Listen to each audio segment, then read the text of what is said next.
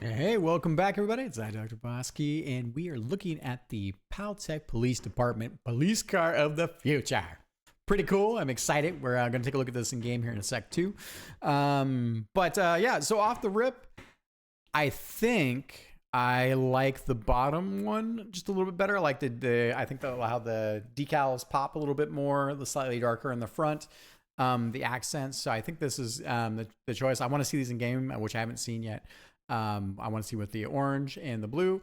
Something that we need to get done, though, is I was hoping this would come another one. We need to have the real interior, right? We're looking at colorization, and even though it's kind of silhouette underneath the cockpit, I guess the cockpit window, cockpit hatch. It's probably a hatch, more like a hatch, right? Because this thing opens up this way. So fair enough. But we need the interior. And we need the pilot, right? It could be machine, it can be man, it's just a silhouette, but we need to finalize that. So that was the other bits there. And I think with that being said, thank you so much for putting these together. Also, whenever we're looking at art, I prefer to look at art without any compression. So please only deliver PNGs. You can still do that on Trello at this size. So all right, let's take a quick look, shall we? And so I prepared these bad boy arenos. So here we are. Make sure we're in the right spot here. So we've got a space in the level where, and one quick thing for you, Dimitri and Chris. When you have a version you think you like, again, I stub these in, then the idea is check in the version you like the most, and I can always switch them out if we're looking at variants. But once we're delivering PNGs, if the asset already exists, PNGs with transparency, and the asset already exists, then we should be checking those into source. So then it's going to reduce the tech arting process that I have for my side. So I appreciate that. So let's take a quick look, shall we? So these are what these guys look like, just to familiarize ourselves again. We'll ignore that big janky ass planet right now. Okay. Yeah, come on. Come on. Oh man, yeah, these guys take forever. How about I do this instead? Does this work? Let's see. It will eventually, once I get rid of the timer. It's just 0.1 right now.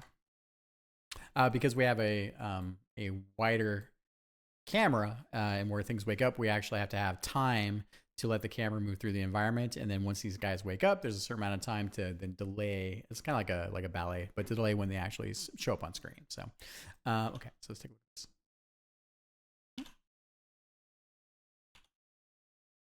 Yeah, that's the stuff right there. Okay, yeah, there it is. Okay, all right. Now flip on over and we'll take a look. I already resized these by half for the game. We always like to work in 2x resolution. I also changed the names, by the way. So the official in-game name for the asset is PDPTA, which I messed up as well.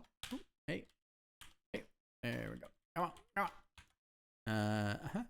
And remember, the version number tag is always at the end. And in the case that we're delivering the same assets in the same version number, just a dot revision is totally fine. So you can see I have a .1 and a .2. So first, let's take a look at this. Do I have it? Downloads. Is it here? Is it here? Yes, it is here. All right. There we go. All right, and I think this can go away. This can go away. And here we go. I'm excited. I'm so excited. Hope everyone's doing well out there. And if you're here right now and enjoying looking at some of this art and stuff we got going for Interstellar 2, thank you for being here. Ooh, blue does pop nicely. Look at that. Juicy paparusi. Bloop. All right, let me just get a little screenshot. Who's getting shot? You're getting shot. Okay. And get over here. So I got that. And now let's do the same thing. And one of the nice things about SHMUP Creator is that it is very quick and easy to iterate on your game.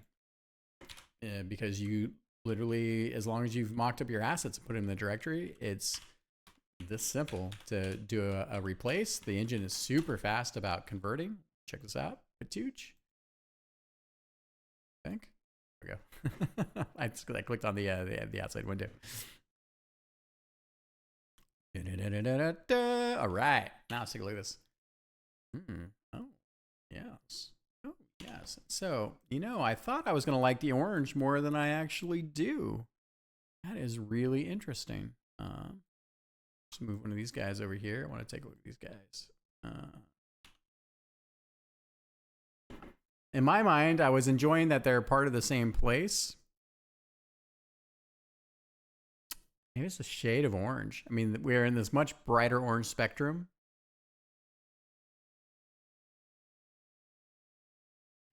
Well, that is actually super interesting. All right, so let me just get kind of a screenshot here. All right. Shoot these things a little bit. Yeah, okay, all right. So, katoosh to douche. I think orange is too angry. Huh. Okay.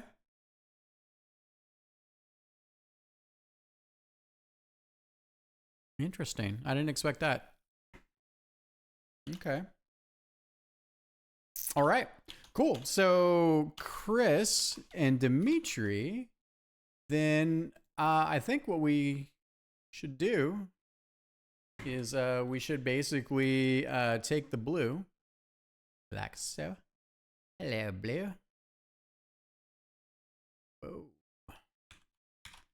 And I think let's do this. Or we're on the subject of this. Why don't we do the same for the in-game asset? So because I like the darker body for sure. All right. So I can magic one selection, but maybe. Hello, magic wando. Who's a wando? Come on. Oh, there we go. There we go. There we go. Close enough for government work. All right. I don't know which government, but still close enough. All right. So then we'll flip back over. Why don't we just save ourselves a little pain? Flip back over here. Open this guy up. Also, another really cool thing about just iterating, right? Like between here's your Photoshop or your image manipulation tool, right? Oh, did I do that? And you can really just make updates to your textures pretty quickly. And oh, is it here? And then you can Hadouken. You can basically maybe I'll do this. There we go. Do that. And then you can update your asset and hello. There we go. Okay, close enough. Close enough for my Frankensteiner. All right. Over to Super PNG. Here. Transparency. All right, let's take a look at this one. And yeah, so it's super cool. Like you see, there's the workflow. I guess, I don't get me wrong. I like Unreal Engine, Unity 3D. I've spent thousands and thousands of hours in both engines. But there's something just wonderfully simplistic about here's your live directory. And yes, and here are the changes you want to make because you want to iterate on, on your graphics. Perhaps you want to paint some highlights. I'm not really the main artist in this project, but you can see even me being a low skill artist in this case, a tech artist. It is actually quite useful to be able to have that kind of rapid iteration loop. Whoa, what's that? That's trippy. What did I do? I don't know. Oh, maybe that's what I did. All right. There we go. Sweeb. Yeah, I think that's the one. Okay, so with that being said, a couple things that I did notice, right? I'm sure you guys are going to pick these up in the cleanup, but you know, when I was looking at the differences, right? Uh, we have like this weird double drone thing here. I'm not super hot. Like I think when like, let's stay with it for a minute, but these like lines, they could be cool if we animate them in sort of like sheets, maybe like they have a pulse, like a strobing through effect kind of thing, where they kind of chase each other. That might be cool. And then yeah, I think we're getting close. I think this is mostly the last round of feedback. I can live with. I never like saying I can live with. Dimitri and Chris, let's explore the symbols. I think that this is, you know, like the middle one is good, but let's explore the symbols for the left and right. And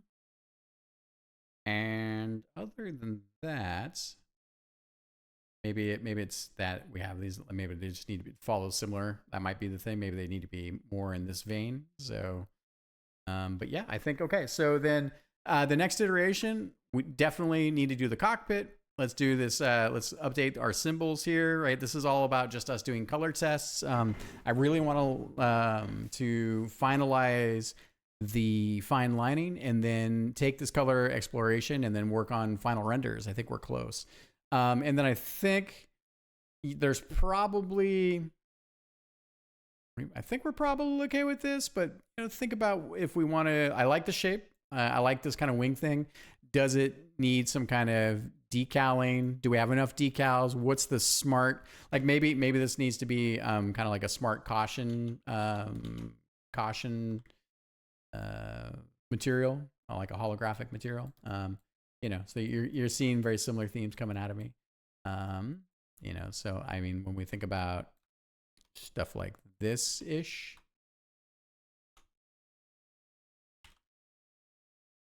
you know, maybe it's something like this from kind of our materials.